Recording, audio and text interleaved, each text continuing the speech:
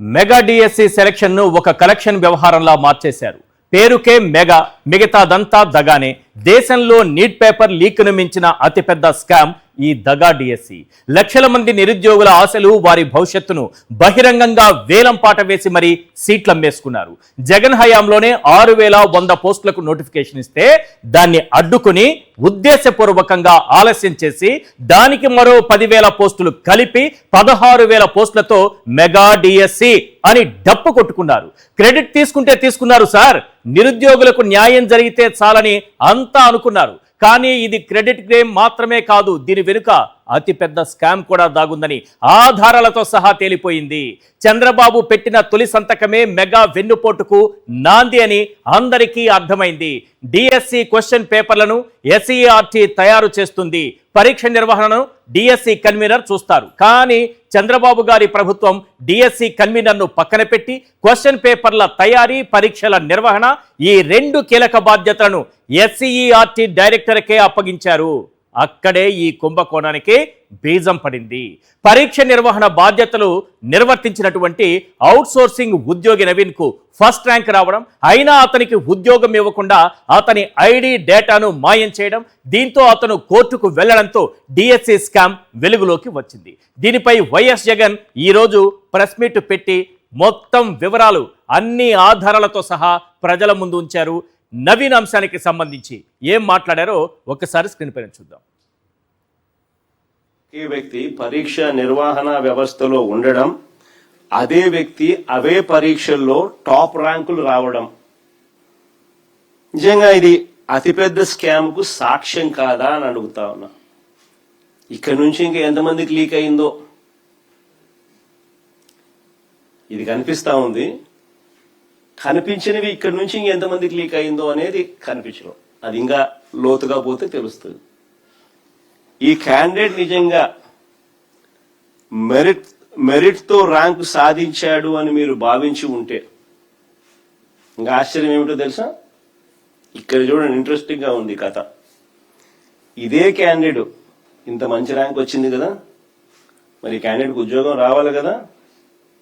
ఇదే క్యాండిడేట్ కు నిజంగా మెరిట్ తో ర్యాంక్ సాధించాడని వీరు భావించి ఉంటే ఈ మనిషికి ఉద్యోగం ఎందుకు ఇవ్వలేదు? ఇది ఇంకొక మిస్టరీ. అంటే తప్పు జరిగిందని కనిపిస్తా ఉంది కదా, అతని ఐడి కనిపించకుండా చేశారు, అతని ఐడిని కనిపించకుండా చేశారు, అతని డేటాను మాయం చేశారు, మెరిట్ లిస్ట్ లో మార్పులు ఇష్టానుసారంగా, ఆయన పేరు లేదు. నిజంగా ఈ క్యాండిడేట్ కైనా మెరిట్ ర్యాంక్ సాధించాడని వీరు భావించి ఉంటే ఉద్యోగం ఎందుకు ఇవ్వలేదు? అంటే తప్పు జరిగిందనేగా. అతని ఐడి ఎందుకు కనిపించకుండా చేశారు? అతని డేటాను ఎందుకు మాయం చేశారు? మెరిట్ లిస్ట్ నుంచి తన పేరును ఎందుకు తొలగించారు? కాల్ లెటర్ ఎందుకు పంపలేదు? క్వశ్చన్స్ ఇవి. చివరికి ఏం జరిగింది? ఈ మనిషి కోర్టుకు పోయినాడు. నాకెందుకు డిఎస్సిలో ఎలాంటి క్వశ్చన్స్ ఇచ్చారో ఏమో కానీ అతిపెద్ద క్వశ్చన్ ఏంటంటే, డిఎస్సిలో ఫస్ట్ ర్యాంక్ వచ్చిన అభ్యర్థికి ఉద్యోగం రాలేదు, ఉద్యోగం ఇవ్వలేదు. ఫస్ట్ ర్యాంక్ ఎలా వచ్చింది? Question number 1. ఫస్ట్ ర్యాంక్ వచ్చిన వ్యక్తికి, అభ్యర్థికి ఉద్యోగం ఎందుకు ఇవ్వలేదు? Question number 2. ఉద్యోగం ఇవ్వలేదంటే అవును స్కామ్ జరిగింది వాస్తవమే, లీకేజీ జరిగింది వాస్తవమే అని ఒప్పుకున్నట్లే, అవునా కాదా? 3 ప్రశ్నలు. వీటికి లోకేష్ గారు కానీ అధికారులు కానీ సమాధానం చెబితే చాలు. అతను నవీన్ అనేటటువంటి వ్యక్తి అవుట్సోర్సింగ్ ఉద్యోగి, అతను ఎస్ఈఆర్టీలో పనిచేస్తున్నారు. క్వశ్చన్ పేపర్ అప్లోడ్ చేసే బాధ్యత ఎవరు చేయాలి? ప్రభుత్వ ఉద్యోగులు చేయాలి. కానీ అవుట్సోర్సింగ్ ఉద్యోగులకు అప్పగించారు. ఎందుకు? బాగా బుర్రబెట్టి ఆలోచించండి, ఎందుకు అవుట్సోర్సింగ్ వాళ్ళకి అప్పగించారని.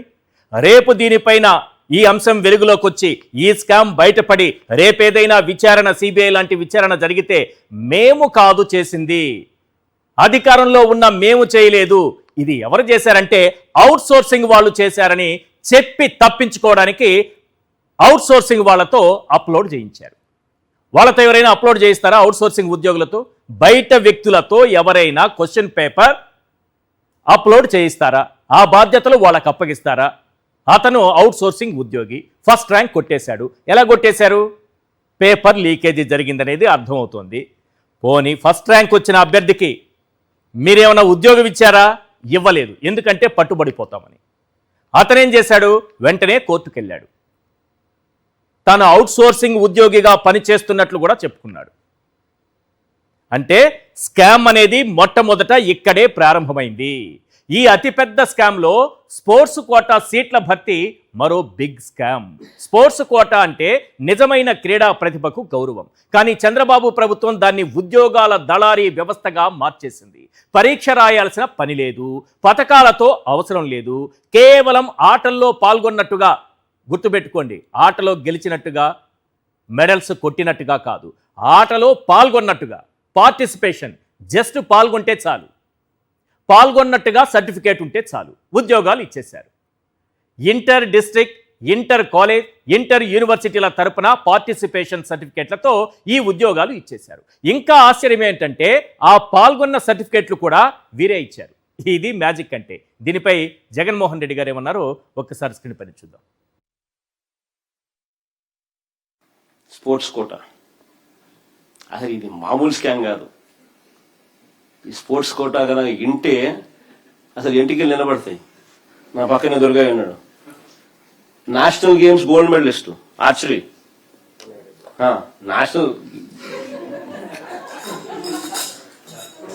Games gold medallist. 1:1 పిలిచినారు కాల్ లెటర్, 1:1 కాల్ లెటర్ పిలిచినారు, సర్టిఫికేట్ వెరిఫైడ్, ఉద్యోగం రాలా. నా పక్కనే కూర్చున్నాడు. చంద్రబాబు ఆయన కొడుకు ఇద్దరు కలిసి స్కీము స్కాము. ఒక్కసారి ఈ గమనిస్తే ఈ స్కీములో స్కాము ఆశ్చర్యం అనిపిస్తుంది. గతంలో ఎప్పుడూ జరగని విధంగా స్పోర్ట్స్ కోటా అభ్యర్థులకు డిఎస్సి పరీక్షలు రాయాల్సిన అవసరం లేదంట. ఇంతవరకు హిస్టరీలో ఎప్పుడు జరగల. రాత పరీక్షలు లేకుండా కేవలం స్పోర్ట్స్ సర్టిఫికెట్ల ఆధారంగా Hindi, math, social science, English ఇంకా ఇలాంటి సబ్జెక్టులకు డిఎస్సి పరీక్షలు రాయకుండానే టీచర్ ఉద్యోగాలు ఇచ్చేసే కార్యక్రమం చేశాడు. దీనికి ముందుగానే, ఈ జీవోలు ఇవ్వడానికి ముందుగానే వారి వద్ద నుంచి వసూలు కార్యక్రమాన్ని ఇంకో పక్క స్టార్ట్ అయిపోయినాయి. ఇంకా కొన్ని పోస్టులకైతే ఉద్యోగం వచ్చిన తర్వాత డిఎస్సి పరీక్ష ఎలాగో రాయాల్సిన పనుల, ఉద్యోగం వచ్చిన తర్వాత నింపాదిగా డిగ్రీ కూడా సాధించుకునేదానికి 5 ఏళ్ళు టైం ఇచ్చినారు. ఇంకా కొన్ని పోస్టులకైతే నీకు డిగ్రీ కూడా అవసరంలా. డిఎస్సి ఎగ్జామ్ ఎలాగూ లేదు, డిఎస్సి ఎగ్జామ్ ఎలాగో రాయాల్సిన పనుల, డిగ్రీ కూడా ఉండాల్సిన పనుల. 5 ఏళ్ళు నేను టైం ఇస్తా, 5 ఏళ్ళలో నీకు ఉద్యోగం వచ్చిన తర్వాత 5 ఏళ్లలో నువ్వు డిగ్రీ పాస్గా అంటున్నాడు కొన్ని పోస్టులకు. ఇంకా ముందుకు పోదాం, ఇది ఇంకా మోర్ ఇంట్రెస్టింగ్ గా కనిపిస్తుంది. ఇప్పుడు చూడండి, స్పోర్ట్స్ కోటా అంటే నిజమైన క్రీడా ప్రతిభకు గౌరవం. కానీ ఈ ప్రభుత్వం దాన్ని ఉద్యోగాల దళారీ వ్యవస్థగా మార్చింది. క్రీడా ప్రతిభను చూడలేదు, ఫలితాలు చూడలేదు, బ్యాకప్ సర్టిఫికెట్లు కూడా లేవు. కేవలం ఆటల్లో పాల్గొన్నట్టుగా సర్టిఫికెట్ ఉంటే చాలు. Forget about medals. Inter district, inter college, inter universities తరపున పార్టిసిపేట్ చేసిన సర్టిఫికెట్లతో ఉద్యోగాలు ఇచ్చినారు.